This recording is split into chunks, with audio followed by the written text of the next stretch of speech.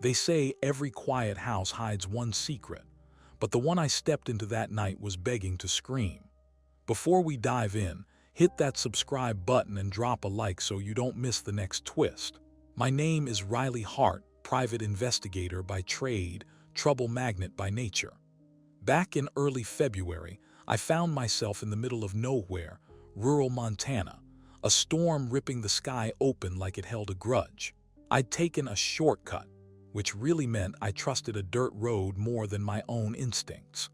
2 blown tires later, the car was leaning like a drunk against a fence post, and I was stranded miles from anything resembling civilization. The wind felt like it wanted to throw me back the way I came. Then, out of the fog, a glow. A single warm window perched halfway up a hill. Shelter, or so I thought. The house looked old, the kind developers salivate over and locals refuse to sell. As I got closer, I heard voices inside. Low, tense, stopping the second I knocked. The door cracked open, revealing a teenage boy with weather-stained hair and the kind of curious glare that reads you like a lab sample. Before he could say a word, I called out, "Car trouble. Storm got me. Mind if I waited out?" He hesitated, too long for comfort, and stepped aside. Inside, the scene hit me like a Renaissance painting. A round table set for supper, firelight dancing across plain dishes. A family frozen mid-meal. The father, a broad man with brick-red cheeks and the expression of someone who expected nobody tonight, rose slowly. "Well now," he said, voice too cheerful to be natural, "come on in, sir. Weather's a beast. Name's Dawson." He gestured around. "Wife Martha, daughters Claire and June. And the young scientist behind you, that's my boy, Evan." My eyes landed on the sisters. Claire, dark-haired, composed, unreadable. June, golden curls, startled expression, and a softness in her eyes that didn't match the tension in the room.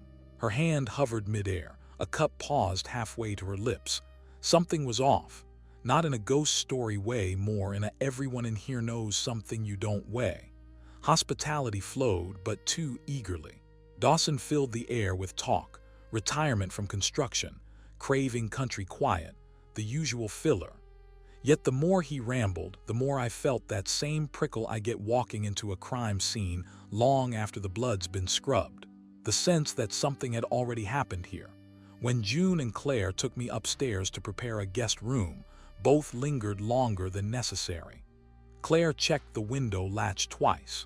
June stood near the bedside table, fingers twitching like she wanted to say or do something but couldn't. They left eventually.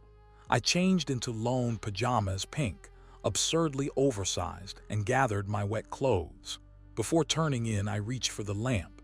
That's when I froze. On the dusty mahogany table beside the bed, drawn with a fingertip, SOS, clear as day. Someone in this house was calling for help, and whoever wrote it had been standing right where I was. Tomorrow, I told myself, I'll figure out who and why. But the storm outside wasn't the dangerous thing anymore. The real trouble was inside these walls. Morning came sharp and clean. The kind of crisp Montana air that makes last night's fear feel like a bad dream, until you remember it wasn't. I slipped out of the guest room early.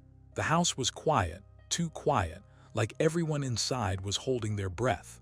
Out in the yard, I spotted June leaning on the old wooden fence, staring across the rolling hills.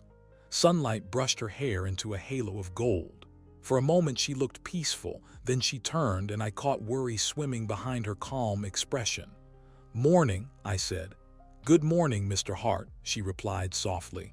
"Riley," I corrected. She smiled, but it didn't reach her eyes. I crouched, picking up a twig, and dragged 3 letters into the sand at our feet.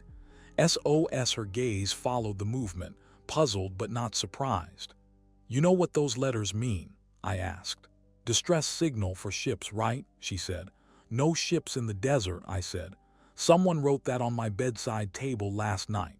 For a second, just a second, her breath hitched, but then she shook her head. "I didn't write it."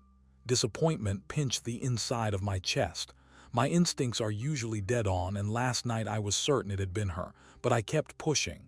"You're absolutely sure?" "Oh yes," she whispered, too quickly. We started back toward the house. June kept wringing her hands, eyes darting toward the windows like she feared being watched. Then suddenly she spoke, voice trembling. "It's strange you ask about SOS. I didn't write it, but I could have." I stopped. "Explain." "I've been scared," she said, "and I can't say what of. Ever since we moved into this place, everything feels wrong. Dad, Mom, even Claire, they're all different. It's like something got into them." "You think the house is haunted?" I asked, half joking. She nodded earnestly. "Locals say a man killed his wife here decades ago. I didn't believe it, but at night sometimes I feel like something terrible is about to happen. And when you showed up, it felt like an answer." Before I could unpack that, Martha's voice called her from inside. June hurried off, leaving me alone with more questions than answers. Inside, Evan, the young chemist, greeted me awkwardly. His fingers were stained bright from whatever experiments he'd run before sunrise. The kid was genuine, no doubt. The only one in the house who didn't set off alarms in my head. At breakfast, Dawson boomed with forced cheerfulness. Martha trembled every time I looked her way. Claire watched me with cool, sharp calculation, like she was measuring whether I was a threat or an asset. When I mentioned Evan's interest in chemistry, Martha dropped her teacup so hard it cracked. Dawson snapped her name sharply, too sharply, then resumed his smile like someone flicked a switch. Something clicked in my mind. Chemicals, tea, fear, and a father who talked too much. After breakfast, I took a walk around the property, circling behind the house where the kitchen window was cracked open. Dawson's voice drifted out. "It's a lot of money, Martha. 60,000. Lawyer said so." Martha answered too quietly for me to hear. 60,000. Now the edges of the picture sharpened. Money, an inheritance, a motive. I stepped away before they noticed. A minute later, Dawson joined me outside, full of easy chatter, too easy. Meanwhile, June and Claire sat together on a bench nearby, their heads close, the contrast between them striking. "You know," I said casually, "your daughters don't look much alike." Dawson's match slipped from his fingers. "Well, suppose they don't," he muttered. That's when it hit me. "Only one of them is really yours," I said. He looked at me sharply, then laughed, pretending I'd caught him out in harmless small talk. "Can't fool a detective, huh?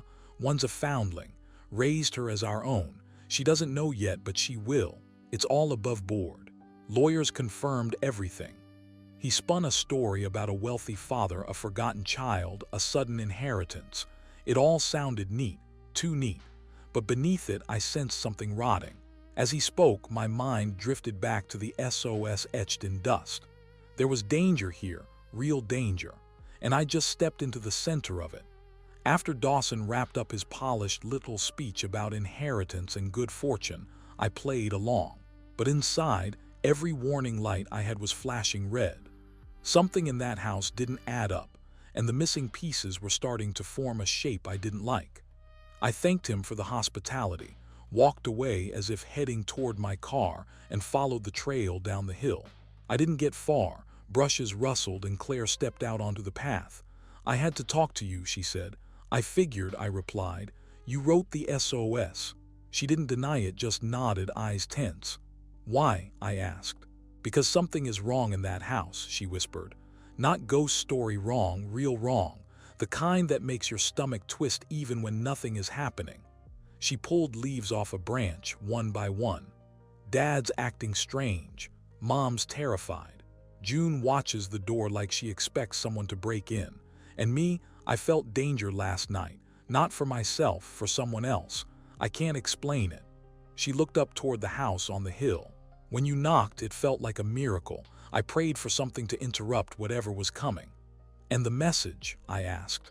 I didn't know what to ask for. I just knew I needed help and that they wouldn't let me talk to you. "They, meaning your family," she nodded. "Except Evan, he's untouched by it." I believed her. There was no hysteria in her voice, just clarity. "Go home," I told her. "Let me handle the rest." She obeyed, climbing back toward the house. Once she was gone, I lay on the hillside grass and let my mind drift into that half-conscious space where answers sometimes rise on their own. Faces flickered through. Dawson's forced cheer, Martha's shaking hands, June's darting eyes. And always Evan, The one unaffected piece on the board. Then breakfast replayed in my mind. Martha dropping her cup, Dawson stiffening, the steam rising from cold tea. A memory surfaced. A news story from a month ago. An entire family poisoned when arsenic from a torn paper bag sifted down onto tea leaves on the shelf below. A tragic accident, or the perfect disguise. Suddenly, everything clicked. That night the Dawsons sat around the table again. Poached eggs, tinned brawn. Martha walked in with the teapot, hands trembling so badly the china rattled. "Quiet evening," Dawson said. You could hear a pin drop. Martha poured tea. Fear radiated off her in waves. Time to move. I stepped into the doorway. She gasped. Dawson turned purple, then white. "I came back," I said lightly. "Forgot something." "What could you possibly?" I lifted a teacup, poured some liquid into a small test tube and slipped it into my pocket. Then I filled a second tube from another cup. Dawson choked. "What are you doing?" "You read the news, Mr. Dawson. Families poisoned by accident. Arsenic drifting from a top shelf onto tea. Tragic unless someone checks the cups and finds different concentrations." "You're insane," he growled. "No," I said calmly. "Just observant." I tapped the tubes. "This one is from June's cup, the other from Claire's. If I test them, I'll find far more arsenic in one. Because only one girl is your real daughter. And the other, the one who resembles her real mother too closely, became a liability once the inheritance surfaced." Martha burst into hysterics. "He said tea, not lemonade," she wailed. "Shut up," Dawson roared. I turned to Claire. "You're safe now. These samples stay with me, not for the police unless I need to, but to make sure he never tries again." She mouthed, "Thank you." But I knew this wasn't over. Too many threads were still loose. And the most dangerous one was yet to show itself. The room froze after my accusation. June gripping her cup, Claire staring at the test tubes like they were dynamite, Martha half laughing, half sobbing, and Dawson burning holes through me with his eyes. But he didn't lunge, not yet. He couldn't afford a scene with his plan halfway exposed. "Sit down," he growled. "We'll talk this out like reasonable people." I didn't sit. Reasonable people don't lace their daughter's tea. His jaw twitched. For a second I thought he'd snap. Then he forced a smile that never reached his eyes. "You've misunderstood everything, Mr. Hart." "Try me," I said. He opened his mouth, but the floorboards above us creaked. A slow, deliberate step. Everyone looked up. Another step. Then silence. It wasn't the house settling, it was someone moving. Dawson shot to his feet. "Evan," he barked almost too quickly. "Boy's always wandering around." But something in his voice cracked. Martha flinched. June stared at the ceiling, terrified. I slipped toward the stairs before Dawson could stop me. "Stay here," I ordered the girls. The second-floor hallway was narrow, dark, smelling faintly of dust and something sharper, chemical, metallic. A thin draft drifted from Evan's room. I pushed the door open. Evan stood in the center, pale as chalk, holding a small metal tin, its label torn off, powder clinging to the edges. He looked at me like a kid who'd been caught stealing but didn't understand the rules of the game. "Riley, I didn't do anything," he said quietly. "I was checking the shelf." "Which shelf?" He pointed at an open cupboard. The top shelf had a small hole worn into the wood. Below it sat a jar of tea leaves. It looked exactly like the case I remembered from the newspaper, except this time it wasn't an accident. "Where was that?" I asked, nodding at the tin in his hands.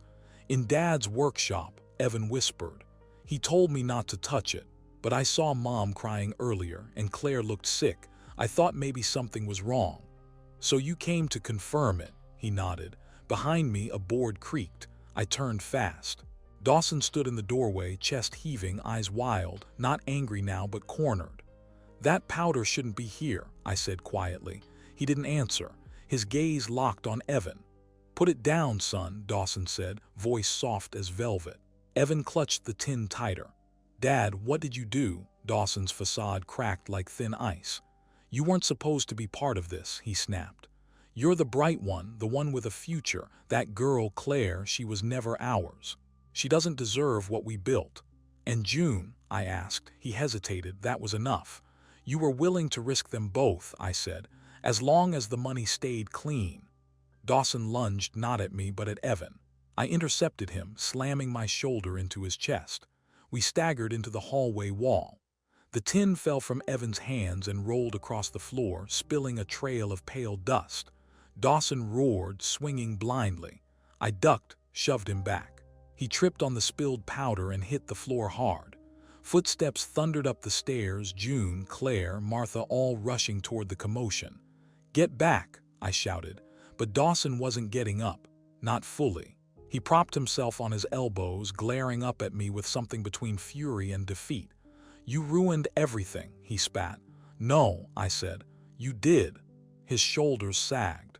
For the first time I saw the truth in his eyes. Not madness, not greed, but a desperate man who'd cornered himself with his own lies. Martha collapsed beside him, sobbing. Claire held June close. Evan stood frozen, staring at the spilled powder like it was a corpse. It wasn't over yet, but the facade had shattered.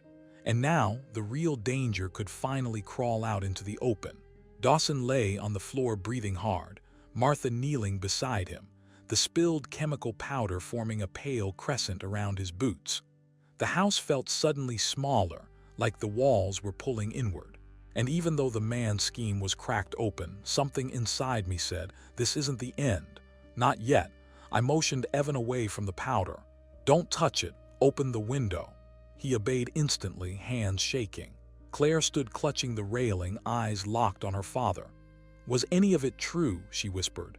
"The inheritance, the story about my real family?" Dawson didn't answer. His jaw tensed, an admission in silence. That told me enough. Parts were true, parts were twisted, and the rest, convenient fiction. June stepped forward, face white. "Dad, you were going to kill us." That woke Dawson's anger. "I wasn't going to kill anyone," he snapped. "You don't understand. I was trying to protect what's ours. That girl," he jabbed a finger at Claire, "she comes from money. Her family could take everything from us if anyone recognized her. Lawyers, claims, bloodlines. Rich folks can tear a family apart. So your brilliant plan," I said evenly, "was to poison your tea and make it look like a freak accident. Blame the chemicals on Evan." His lips trembled. "You weren't supposed to stay the night. None of this was supposed to happen today. We needed more time. Time to finish the job," I said. The hallway fell silent. June began to cry. Claire braced herself against the wall as though the truth physically hit her. Evan stared at his father like he'd never seen him before. Then Martha spoke, barely a whisper. It wasn't all him." Everyone froze. She wiped her eyes with shaking fingers. "He talked about the money, yes, but I was the one who found the advertisement about Claire. I pushed him to look into it. I told him we deserved a chance at a new life." Her voice cracked. "But I never wanted this. Never." I studied her face, fear, regret, but also something else, loyalty twisted into submission. Dawson barked, "Stop talking, Martha." I turned on him. "You manipulated your whole family. And once you felt cornered, you panicked." He looked at me with pure hatred. "You think you're a hero. You show up one night, think you understand us. You know nothing about what we survived." "Then tell me," I said, crossing my arms. "Because right now all I see is a man who decided murder was easier than honesty." His mouth opened, but heavy footsteps sounded on the stairs. Not one set, two. Claire spun. "Who?" Evan whispered. "Nobody else is in the house." I took a step back, hand instinctively reaching behind me for the small folding knife I always carried. Not much, but better than empty palms. Dawson scrambled upright, eyes wide now with something new, fear. The footsteps reached the landing. A figure appeared, an older man drenched from the drizzle outside, a thick coat on his shoulders, gray stubble on his jaw. He paused when he saw the scene, the powder, Dawson on the floor, the terrified family. "Riley Hart," he said, voice low and gravelly. "Been looking for you." He reached into his coat. Claire gasped. June grabbed her sister's arm. Evan stepped behind me. I tightened my stance, ready for whatever came next. "Easy," I said. "Who the hell are you?" He pulled out not a gun, but a leather badge wallet. "Deputy Marshal Leon Barrett," he said. "We need to talk." "Right now," Dawson cursed under his breath. Barrett's eyes swept the hallway, landing on the spilled chemical tin. "Well," he muttered, "looks like I got here just in time." I didn't like the way he said that. Too knowing, too confident. This case had just widened, and whatever storm awaited beyond the door was bigger than Dawson's desperate scheme. Deputy Marshal Barrett stood in the hallway like he owned it, water dripping from his coat onto the floorboards. The family stared at him as if another disaster had just walked through the door, because in a way it had. "Riley," he said, "we've got a situation, one that involves you and him." He pointed straight at Dawson. I didn't flinch. "Start talking." Barrett reached into his coat again, slowly, and pulled out a folded document sealed in plastic. "There's an ongoing federal investigation. Fraud, falsified claims, forged adoption papers.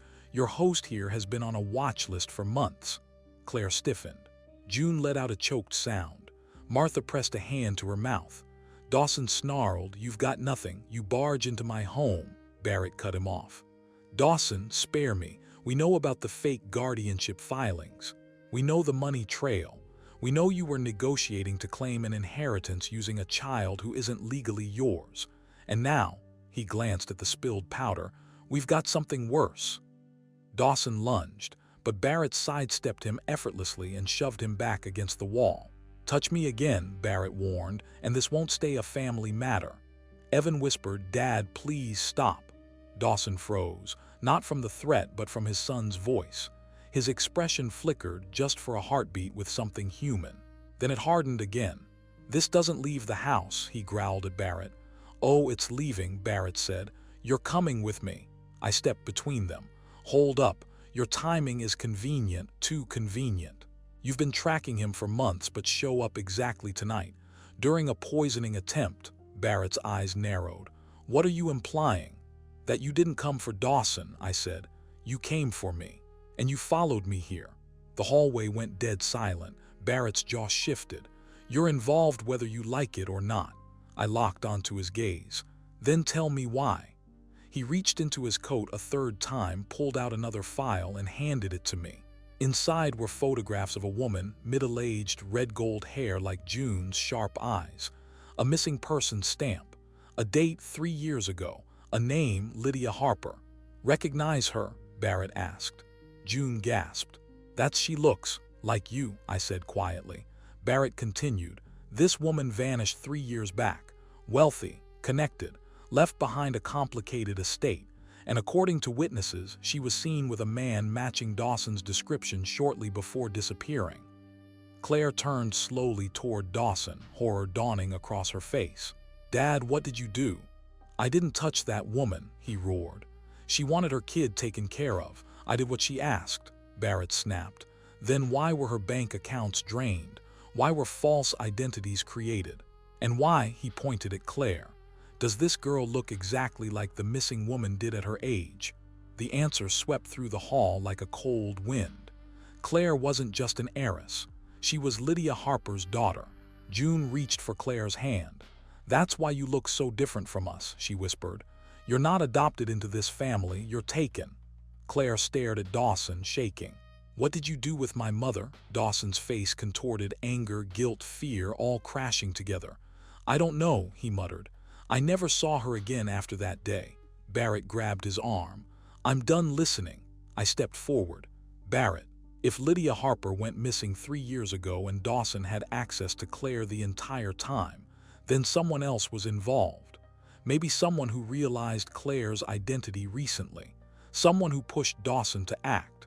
Barrett stared at me. "You think this goes deeper?" "I know it does," I said. Footsteps sounded downstairs. Slow, heavy, deliberate. All of us turned toward the stairwell, and a voice called up, "Riley Hart, you should have left when you had the chance." Barrett reached for his weapon. Claire grabbed June. Evan froze. Martha collapsed against the wall. I stepped to the landing, pulse steady, because I recognized the voice. And the real mastermind had finally arrived. The voice echoed up the stairwell, cold and steady. I knew it instantly, because I'd heard it last night, trembling through small talk and forced smiles. Martha Dawson. She stepped into view, no longer shaking, no longer timid. Her shoulders were squared, her face tight with resolve, not fear. Barrett blinked. "You." Martha lifted a small revolver, hand surprisingly firm. "Drop the badge, Marshal. You never were the smartest." Barrett froze mid-draw. June gasped. Claire pulled her back. Evan pressed himself against the wall like he was trying to merge with it. I kept my stance loose, hands visible. "So you finally stopped pretending." Her gaze snapped to me. "You think you understand any of this? You think Dawson came up with that inheritance scheme, that poisoning plan?" She laughed. "But there was nothing fragile in it now. I held this family together," she said. "I paid the bills, I found the advertisements. I figured out who Claire really was. And once I realized how much money her family controlled, how much could be ours, I did what needed to be done." Claire's voice wavered. "Where's my mother?" Martha's expression didn't shift. "Gone. The woman gave away her child and disappeared. I didn't have to do anything." Barrett growled, "Hands where I can see them." "Quiet," she snapped. "I knew you'd stick your nose in eventually. That's why I stalled your investigation. Why do you think you never found the adoption papers? Who do you think buried the evidence?" She turned back to Dawson, who sat slumped on the floor, shock hollowing out his expression. "You were too weak to do what was necessary," she told him, "and now look where we are." "That powder downstairs," I said calmly. "You're the one who moved it. You're the one who prepared the tea." She smirked. "It was never going to be both girls, Riley, just Claire. June would have been devastated but safe. Evan would have inherited plenty. And Dawson," she shrugged, "he would have survived. Enough for a tragic accident." "You planned to frame him," I said. She didn't deny it. Barrett tensed, preparing to lunge. I shook my head a fraction. "Wait." Martha lifted the gun higher. "We're walking out of here, Dawson and me. No one else needs to die." Dawson's face twisted. "Martha, what have you done?" "What you couldn't," she snapped. And that was my moment. While she was focused on him, I stepped sideways, deliberately scraping my shoe across the floorboards. Her gaze flicked toward me just a hair. Barrett moved. He slammed into her arm, the gun going off with a deafening crack. The bullet buried itself in the stair railing. Claire screamed. Evan ducked. June clung to her sister. I tackled Martha before she could recover, pinning her arm to the ground. She fought like someone possessed, but adrenaline only gets you so far. Barrett wrenched the gun free and snapped cuffs on her wrists. "Martha Dawson, you're under arrest." She stopped struggling, stared up at me with pure venom. "You should have never come here, Riley Hart." "Lady," I said, catching my breath, "you were writing SOS long before I arrived. You just didn't know it." 2 hours later, the storm finally cleared, inside the house and outside it. Barrett took Dawson and Martha into custody. Medical crews confirmed the arsenic. Claire was placed under federal protection until her mother's case could be reopened. Evan and June stayed with neighbors for the night, away from the house that had almost devoured them. Before I left, Claire caught my arm. "Thank you," she whispered. "You saved us." I shook my head. "You saved yourself. I just followed the clues." As I walked down the hill toward my car, the dawn painted the sky in soft gold. The kind of light that reminds you every dark house eventually gets exposed. Case closed. But stories like this, they stick with you. Before you go, hit subscribe, drop a like, and tell me in the comments, what would you have done when you saw SOS on the table?